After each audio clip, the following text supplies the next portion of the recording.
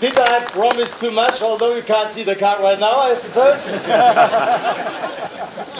But where else should the car come from on a volcanic island than out of the heart of the rock bottom mountain? Here it is, the new Boxster.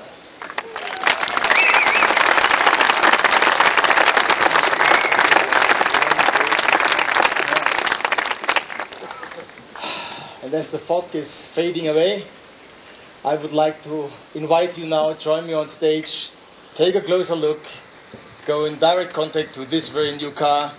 And I wanted to tell you that, of course, we have 2 more cars upstairs in the hotel.